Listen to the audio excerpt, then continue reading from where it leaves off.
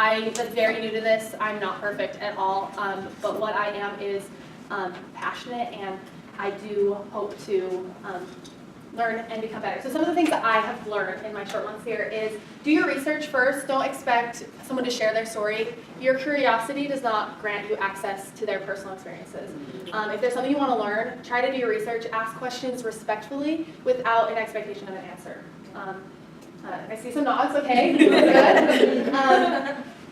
When I wrote, understanding that your space is not always someone else's safe space. So for me, every space I enter is a space that was societally made for me as a white woman. This happened as a personal experience. I made friends with a lot of women of color my first couple months here, and then I started noticing that there were group messages without me, that they were hanging out without me, and I felt so hurt. I didn't know, did I do something wrong? Are we not actually friends? You're my friends. I don't really know. And so I was taken aback. I felt hurt, and then I had a guy friend explain to me this way, and everything's changed since then. He looked at me. He said, "You have girls' nights, right?" Yeah. I'm not. He's like, "I'm not invited to girls' nights."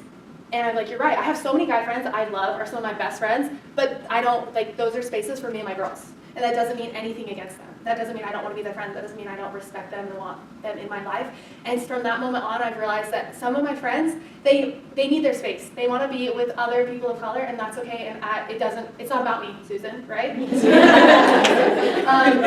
And then Clemson has a lot of opportunities for learning and growth. I'd say take advantage of those, and don't be afraid to be in situations that are uncomfortable. I want to challenge you all to be in spaces that you don't feel like right? I walk into a room and I might not feel comfortable. I might not have the right words to say. I might be what if I offend someone? What if I do something? No, challenge yourself, be in spaces. And something that Robin DiAngelo talked about in the film that we just watched is understanding that the white women tears. I've had friends check me, and because of reading her book, I've realized that it's not about me. I don't need to go and be overly. I don't need to, it's not I don't need to apologize for you to make me feel better. I need to take what they said, respect what they said, learn from what they said, and move on. Good. And then last thing, continue the work even when it's hard and even when you're alone. As a white woman, I have privilege to stop, and my life has not changed.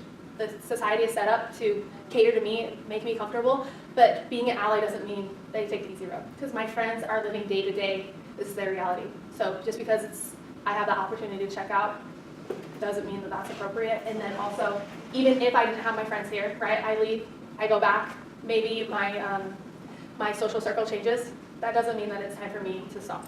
And even if they all stopped being my friends, still working, and still trying to learn more.